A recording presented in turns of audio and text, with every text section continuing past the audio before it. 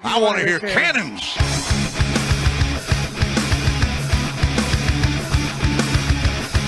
Three-step drop, goes on the end zone. Caught ball, touchdown Tampa Bay. Mike Evans reaches up with one hand and grabs it in. Here they go again. Tempo mode, dropping the throw. Winston out again, throws to the left. It's intercepted at the 35. Outside the numbers to the 40, to the 35, to the 30, to the 25, to the 20, to the 15, 10. Mike Edwards, touchdown Tampa Bay. That's the dagger, my friend. This is the Big Nasty. Yeah, Big Nasty. Hall of Fame Tampa Bay Buccaneer fan, baby. This is Mike Allstott, Tampa Bay Buccaneers, and you're listening to the Cannon Fire Podcast. Cannon Fire Podcast, brother. You ain't listening, and you're missing out. Woo! And there the cannons go. Fire them. Keep on firing them. Keep on firing them.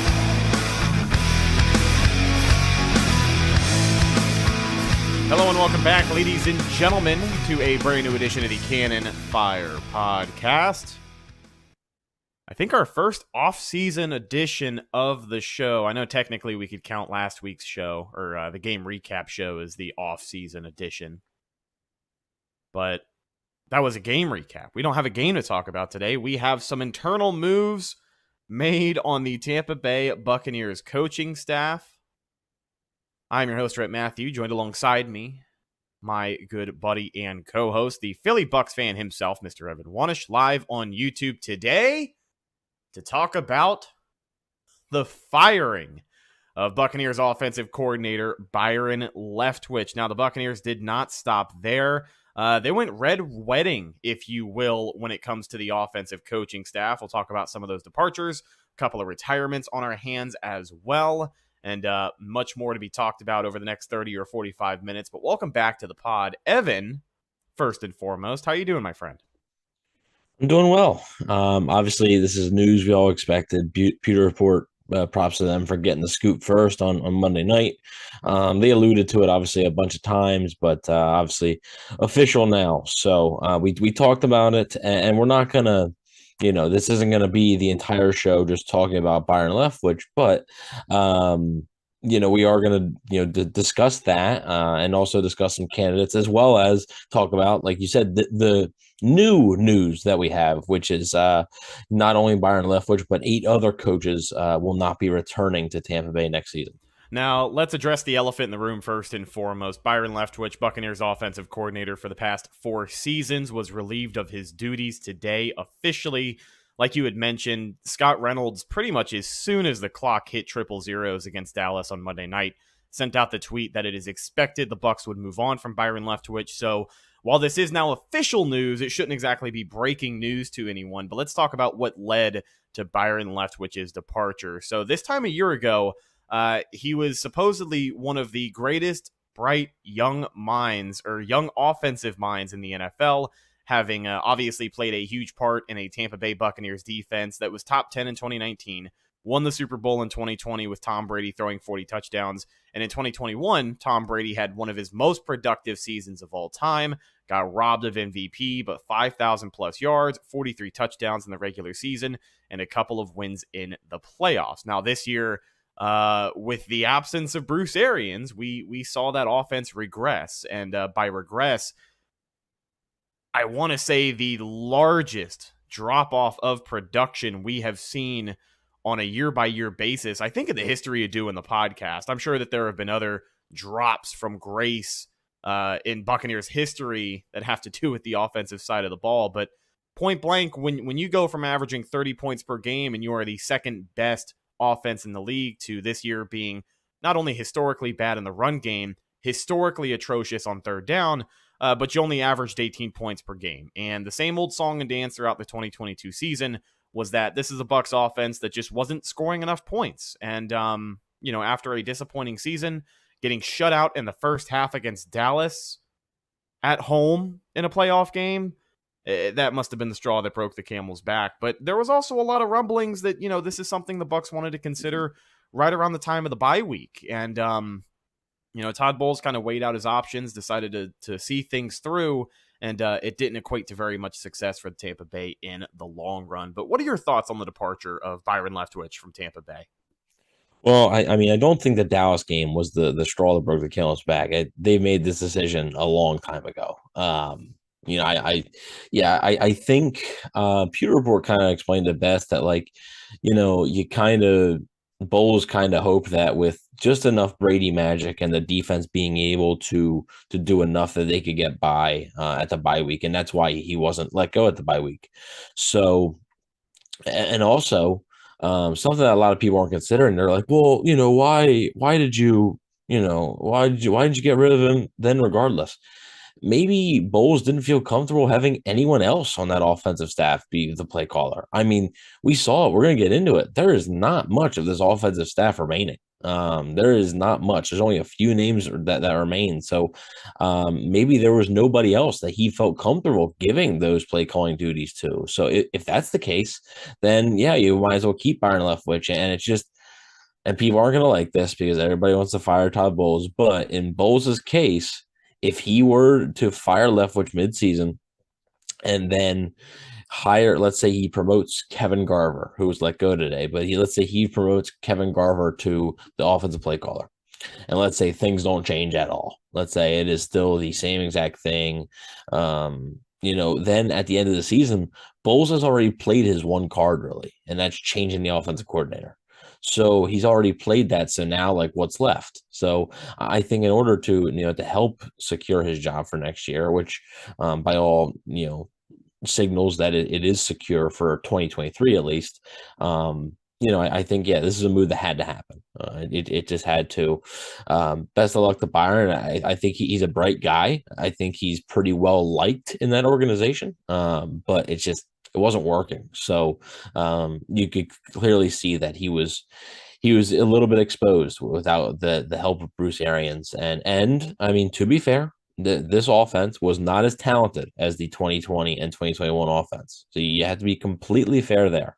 But at the same time, it still had plenty of talent and way too much talent to be 25th in scoring or something and be one of the worst offenses in the league. So way too much talent for that. Not as much talent as the past, but still underachieved, and it cost Byron Leftwich's job here. Yeah, injuries and execution are always going to be something that an offensive coordinator just cannot account for. And in 2022, early on and often, injuries were hitting the Bucs left and right. You never really had a consistent number 3 wide receiver. Chris Godwin wasn't playing like Chris Godwin until 7, 8, 9 weeks into the NFL season. So I think another thing that failed Byron, to be honest with you talked about the talent level of that 2020 and 21 Bucs team. It just wasn't there in 22, whether it was guys leaving, whether it was departures, whether it was, Julio Jones not playing like Julio Jones or Russell Gage battling injury all year.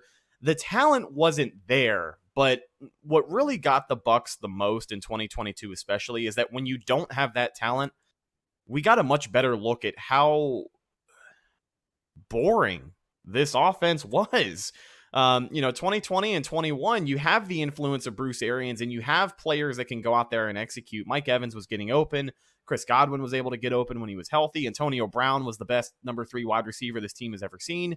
And clearly when you have the weapons available to make plays, they're going to make plays. But when you lose some of those weapons and you're put in a situation where you have to start, scheming the best possible situation for your guys, Byron just wasn't doing that. And you can only rely on talent to take you so far. Just like, we talk a lot about Tom Brady this season. You can only rely on Tom Brady and his magic to take you so far, especially when he is 45 years old and leading the league in passes attempted. So, yeah, I think Byron just, like you said, got exposed this year. And it ended up looking a lot worse than I think a lot of us expected before the season. Yeah, it's it was certainly a surprise that the offense looked the way it did. We knew. I think the expectation was they were going to take a step back, just because, like I said, that the talent that they lost, Ali Marpet, Rob Gronkowski, they both hang it up. Antonio Brown goes off the deep end. Those are 3 very, very talented football players. Despite what you think of Antonio Brown, he could basically be in the wide receiver 1 on a lot of teams in the NFL still. He's very good. And then the second day of training camp, Ryan Jensen goes down. So at this point, you're trying to incorporate a lot of different things. Mix that with, Tom Brady not being as good. Mike Evans not being as good. Donovan Smith having arguably the worst year of his career. It was a perfect storm. But at the same time, Leftwich didn't do himself any favors. So there was just too many times this season where this offense, like you said, looked boring. It was very predictable. It's just, there was numerous times where you're like, the defense must know what's coming. Like they have to know what's coming, because nothing they did really worked, and there was no creativity to get the ball in the hands of their playmakers. Well, and let's face it too. Another issue the Bucs offense had, it was a hot topic at the beginning of the season, was play action pass. Byron had made a comment in a press conference around training camp about play action, how the run game doesn't necessarily. Well, he actually said the opposite. He said you have to have a run game in order to establish play action. Which isn't true. Which is not true. But unfortunately for Tampa Bay, they had one of the worst run games in NFL history this season. So in another perspective here, if you're an NFL defense, let's say you're the middle linebacker for the Dallas Cowboys. All season long, the Bucs gave teams zero reason to respect the play action. You know what I mean? And I think that's what led to, slowly but surely, we saw this team become more and more and more predictable as the season went on, because the more film you put together of the same offense rolling out there and playing the same way to try and save a game week after week after week. We mentioned it last week on the show. The only two games where the Bucs felt like they controlled all four quarters were the ones where they ran the ball well. And it was 2 games. One of them was in Munich. The other one was week 1 against Dallas. That was it. Everything else was, Tom Brady throwing the ball more than 35 times, 40 times, which all the way back at the beginning of the season, both Bowles and Leftwich said they don't want him to have to do that this year. So naturally, he goes out there and breaks the record for all-time attempts and completions in a season, which he set in 2021. Yes.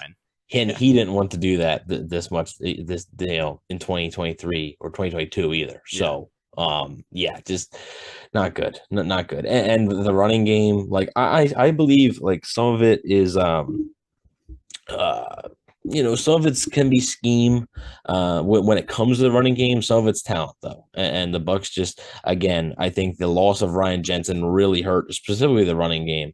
Leonard Fournette even not having the best year ever. It was a perfect storm. And is Byron Leftwich completely at fault? No. Like, if you're expecting this offense to be, they're going to be back to normal, again, and back to scoring 30 points a game, but maybe not. Like, because Byron Leftwich wasn't the only issue. However, he was a pretty big issue, and obviously the Bucs saw that as well. Yeah, we'll talk about some potential replacements at OC towards the end of the podcast. For now, let's get to the rest of the coaching staff who were on the chopping block today in Tampa Bay. They let go running backs coach Todd McNair, wide receivers coach Kevin Garver, who we actually talked about this time last year as a potential OC replacement. Could have been an in-house interim if the Bucs had decided to go that way, but clearly they did not. Specialist coach Chris Boniol. I don't want to say that incorrectly. Yeah, I'm not really sure. I would say Boniol, whatever. Sure. Offensive quality control coach Jeff Castle. And the only defensive coach I believe they let go so far as of today was assistant defensive line coach Lori Locust, who is the only, or was the only, female defensive coach in the NFL. So now there are 0 in the NFL. And I'm not going to say Coach Lowe did dirty. Injuries are injuries and departures are departures. And this isn't a coaching staff decision that is going to tear me apart, but we got to give credit where credit is due. I thought Coach Lowe did a pretty good job in that defensive system, and it seemed like a lot of the players liked her as well. So here's what we have to remember with this whole thing. Despite what you think of Todd Bowles, he was hired on March 31st. He was hired on March 31st. He didn't have a shot to put together his coaching staff. Oh yeah, by no means. So, really Casey Rogers, I think, is really the only coach where like he had, picked, and that's when he originally came to Tampa. So, I think that this is Bowles looking at it and realizing that, like, there needs to be changes and stuff. So we don't know what goes on in that building. We don't know the different responsibilities that people have, the different reasons as to why. So I'm not really sure. But it's a shame. Yeah, sure, it's a shame to see her go. It was a nice story. But at the same time, there had to be some accountability. I was kind of, not very surprised that there was less defensive firings, I guess you could say, on that side of the ball. But I knew there had to be some. There definitely had to be some, and there may be more. Just because these were announced today does not mean that there isn't going to be any more. So we will see. Now, a couple of retirements in here as well. One of them more critical than the rest. Offensive assistant Rick Christoffel decided to call it a career. Outside linebackers coach Bob Sanders retired. And quarterback coach Clyde Christensen, at 66 years old, decides to hang it up and call it a career after a Super Bowl run with Tom Brady these past few seasons and, a couple of other years under Bruce Arians. That's probably the biggest departure as far as, who got let go today. I know Byron Leftwich is one that we talk about, and a couple of other coaches as well. But, out of all the names on this list, Clyde Christensen was probably the one who worked the closest to Tom Brady next to a guy like Byron Leftwich. So, I obviously don't think it affects Brady's decision in the long run. I still think he'll end up where he wants to be at the end of the day. But just something to consider, and hopefully a loss that, isn't felt too much here moving forward. Yeah, it's interesting. It's interesting to see, what they're gonna do next for quarterback coach. I'll throw one name out there, Thad Lewis, who is the assistant wide receivers coach right now. He could be a potential name. I think whether it's for wide receivers coach or quarterback coach. He was a former quarterback in NFL, played for the Browns, played for the Bills a little bit. He's been on the staff for a while now. And yeah, I wouldn't be surprised to see him maybe be filling one of those spots, whether it be the wide receivers coach or quarterbacks coach, or maybe it's whoever they choose to be the offensive coordinators. Maybe it's his decision. So we really don't know yet. Now for Tampa Bay, obviously the search begins for a new offensive coordinator, and we had this conversation before, but I think they're going to end up hiring a new OC before we figure out if Tom Brady is the quarterback in 2023. Does that sound par for the course?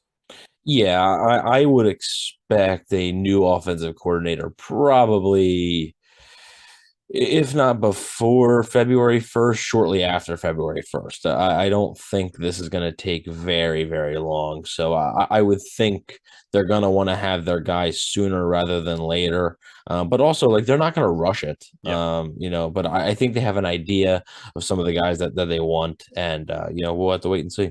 Yeah, a couple of candidates that obviously came up today. No official interviews from Tampa Bay yet. We'll keep you posted on those as they happen. But just a few names that have been tossed around. The first one was Bill O'Brien, Alabama offensive coordinator. Previously spent some time with the Patriots, worked very close with Tom Brady, had some very successful years with TB12. So you have to think if at any point Brady decides to tell the Bucs that he's ready to go in 2023, I don't think he's going to have so much a say-so in the, the hiring process. It doesn't really work that way. Todd Bowles, Jason Light are going to have the final say-so, but I'm sure that they would appreciate any input they can get from their veteran quarterback at this point, potentially heading into his fourth year as a Buck. So Bill O'Brien, with what he can bring to this offense, obviously all three of these candidates are creative in their own right, and we'll talk about it. But with Bill O'Brien, what kind of fit do you see with him as the OC, whether Brady's here or not? Yeah, this is actually something that Pewter Report has talked about, and it's something that the Bucs are going to have to weigh. If Tom Brady comes back, it's likely for 1 year. So are you hiring Bill O'Brien just to get Brady back for 1 year? Okay. What happens in 2024 then? Like, is Bill O'Brien a fit for you in 2024? So he runs a very traditional offense. Again, it's not something that's going to be, it'll probably make people a little bit frustrated. I think he's a good offensive coordinator. He'd be an upgrade over Byron Leftwich, but it's not the most creative offense in the world. You're not going to see anything crazy schemed up and stuff like that. But he has a pre-existing relationship with Brady, which may matter. So if they're sure that Brady's not back, I'm not sure O'Brien makes as much sense.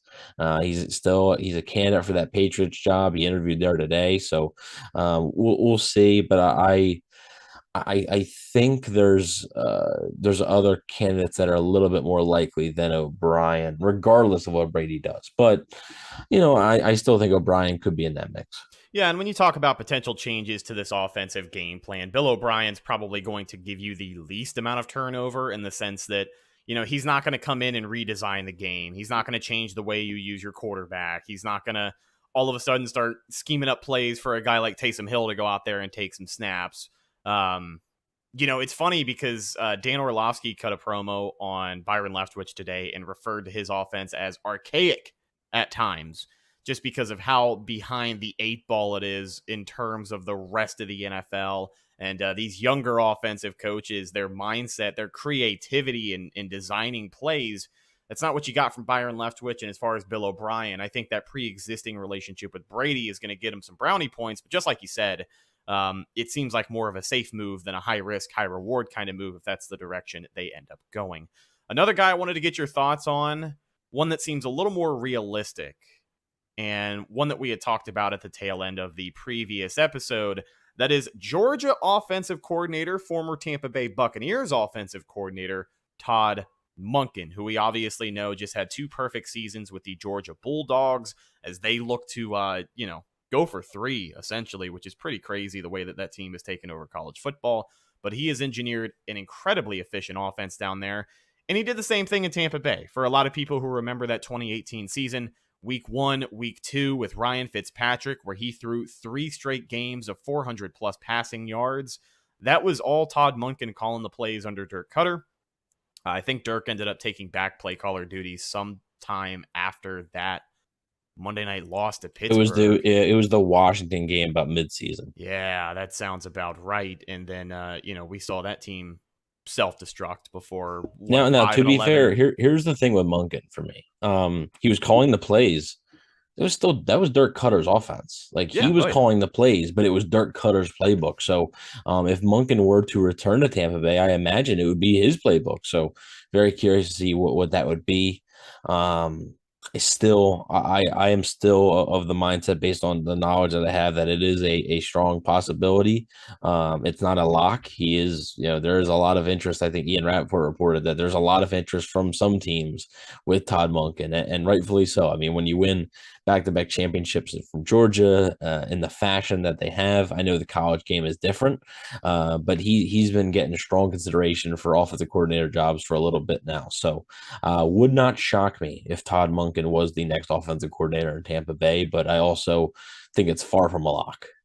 The last guy that I wanted to highlight, unless you have any others that I missed, this one seems like the most recent development solely because it was officially announced today that he has parted ways with the Baltimore Ravens. That is former OC for Lamar Jackson, Greg Roman. Now, first and foremost, you look at Baltimore's offense this year, and I'm sure that there's a lot of people surface level saying, hell to the no, we do not want that guy coming in here and trying to revamp this offense. But something about Greg Roman and his fit in Tampa Bay, some of it obviously depends on the quarterback, and when you lose Lamar Jackson to injury every year like he has done, it's going to be tough to work with. But what do you think of that potential fit in Tampa Bay? Because it seems like a name that a lot of people are either going to be really in on or way out on.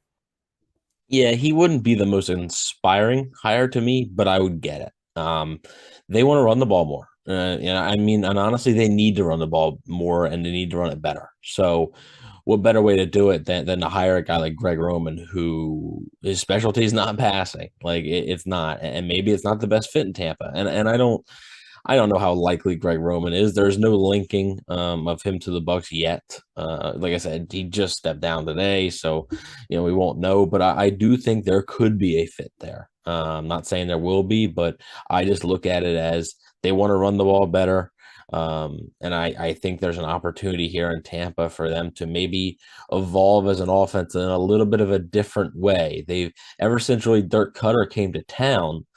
Even when he was the offensive coordinator with Lovie Smith as head coach, they've always been a pass-heavy team. They were never really a very run-heavy team, and I think this would kind of be a switch. And honestly, defensive coaches, they're going, like Todd Bowles is, they're going to likely want to run the ball more, control the clock, and put their defense in a little bit better situation. So it wouldn't shock me. if Greg Roman was the guy, but I also like it's too early to tell for any of that stuff. I No. do have a few other names though. When you're done your point here. Okay. Well, I just wanted to say one more thing about Greg Roman, and I'm opening a huge can of worms here. Like I know fully what I'm about to do, and I hope you can appreciate it. So hear me out. This is 100%. I hope it's not what I think. It probably is exactly what you're thinking right now. So with the hypothetical hire of Greg Roman, I know it was announced like 30 minutes ago that no matter what, Lamar Jackson is going to be playing for Baltimore in 2023, whether it's under the franchise tag or the non-exclusive tag or whatever the case may be.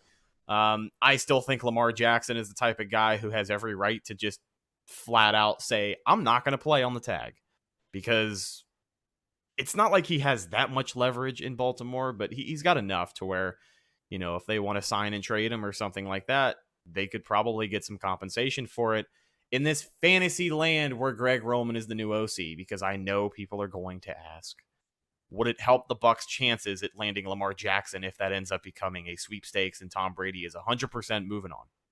Or is Nope. that not even possible with the the cap hell they're about to find themselves in? Yeah, that's not possible. It's just simply not possible. If Brady, the best thing for their cap is Brady returning, because then they can save the most. If Brady retires, they can still save a little bit. The worst thing is, and this would shut down any type of Lamar Jackson or even like a Jimmy Garoppolo acquisition, Even like a Derek Carr. Yeah, like Derek Carr's in the same boat. Like, if Tom Brady moves on to a different team, they have to eat the entire $35 million dead cap hit. It would be the second largest dead cap hit in history, behind Matt Ryan leaving the Atlanta Falcons a couple of years ago. Yes, they would not be able to afford the services of Lamar Jackson, Derek Carr. Like I said, even like a tier 2 quarterback like a Jimmy Garoppolo. I think you would be looking at sort of that tier 2.5, 3 range. Maybe a guy who takes a 1-year deal for 8, 9, 10 mil. I don't think you're getting much more than that. Yeah, I really, really don't think so. David Cardona says Coach Wanish walked into the Bucs coaching locker room and said, "Get out." Yeah, you're right. How do you have that place bugged or something? How do you know? Yeah, we'll have to wait and see what happens with the offensive coordinator. But I'm very confident that Lamar Jackson won't be the Tampa Bay quarterback. It just the money's just not going to work itself out. So, yeah, okay. So a few other names that I want to throw out there, and I put these out in my article for Bucs Nation a few days ago. One is Brian Johnson, who is the current Philadelphia Eagles quarterbacks coach. Also lead singer of AC/DC. I like it. Well, yeah. I'm sorry. Kind of threw me off a little bit there. But the interesting thing about Brian Johnson, this is Brian Johnson, the football coach, folks. The interesting thing about him is he has a slight Bucs connection.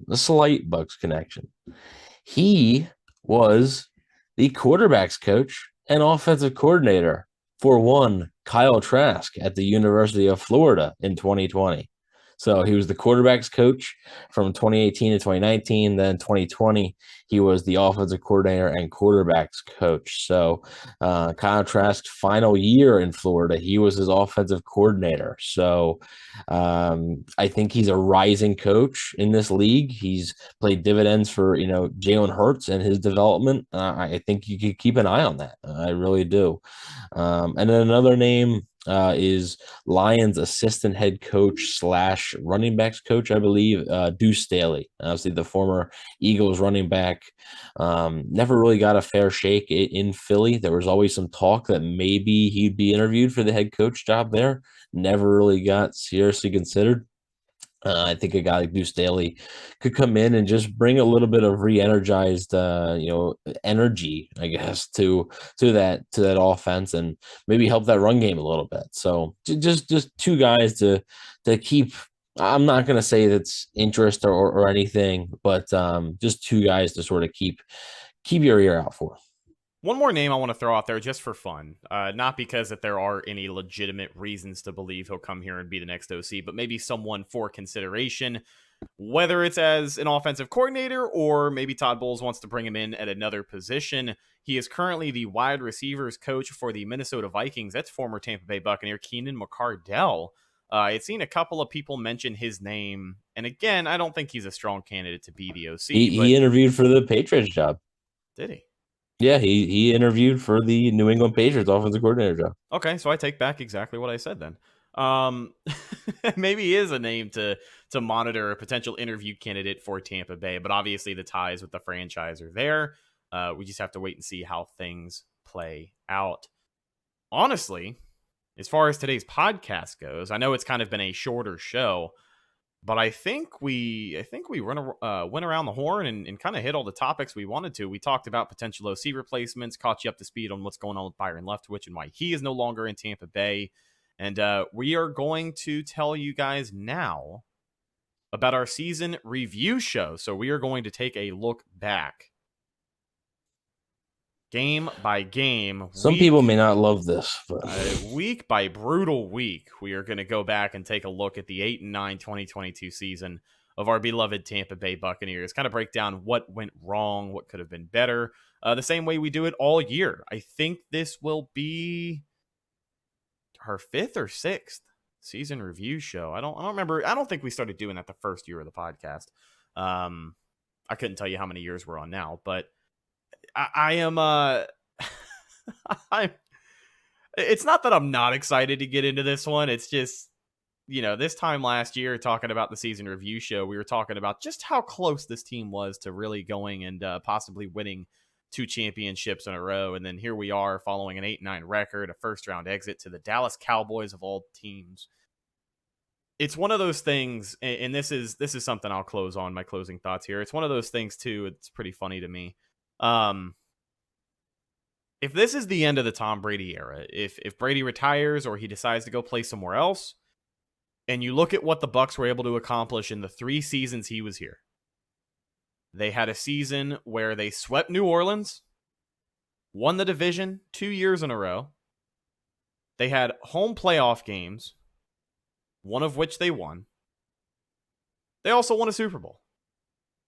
But it's almost like the way things played out, it's almost like they blew their load too early. And then it was, everybody was trying to rebound from that feeling year 2 and 3. And by the end of year 3, everybody's sick and tired of it. But when you think about the series of events, had they gone 8-9 and won the division in year 1, I don't know what that offseason would have looked like. But let's say year 2, they go 13-4 and losing the divisional round to the eventual Super Bowl champs. And here we are, year 3, they're going on a Super Bowl run. People would be on top of the world right now.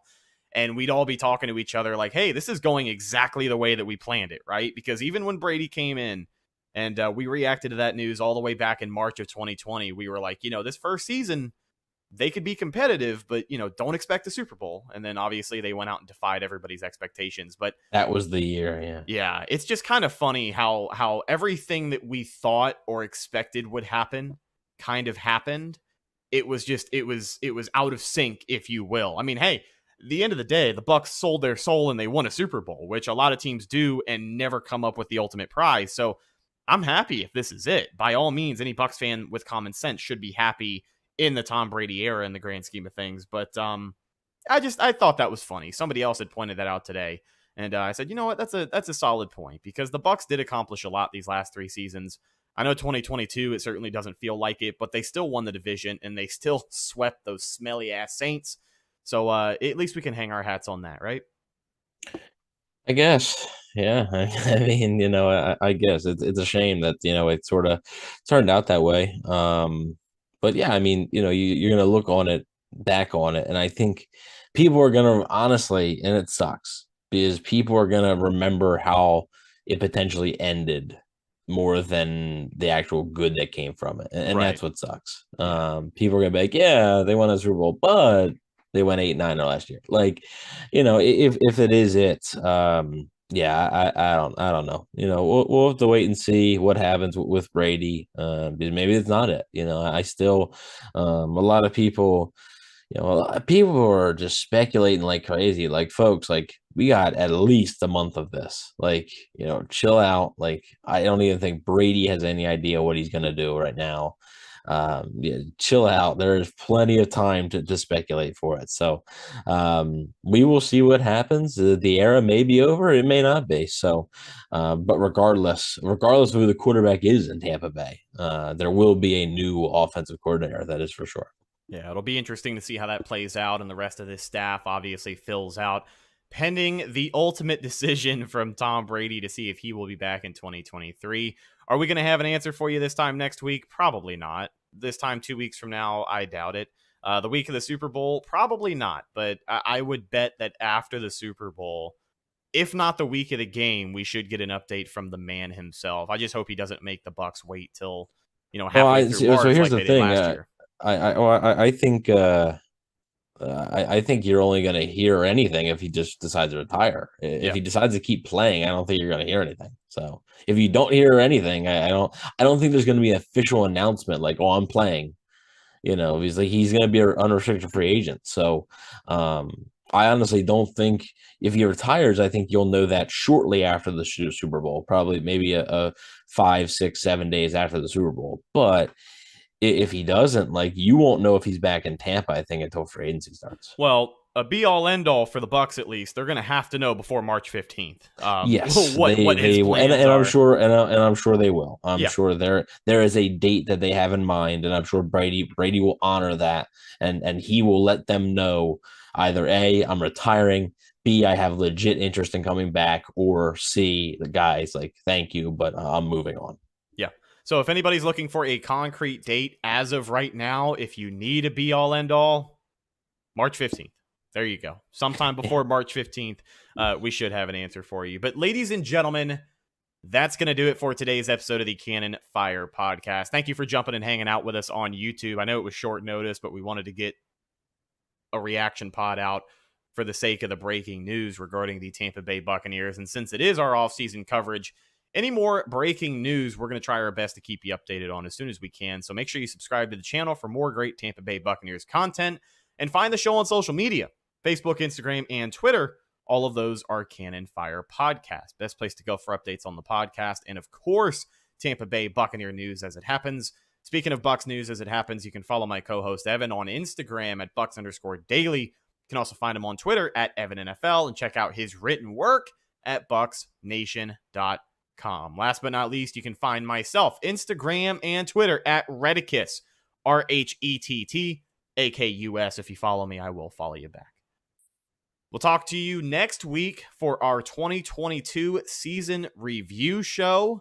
It should be a long show, that's for sure. I don't know how fun it's going to be, but as always, it's a great time talking to you guys about the red and pewter Pirates that we simply adore.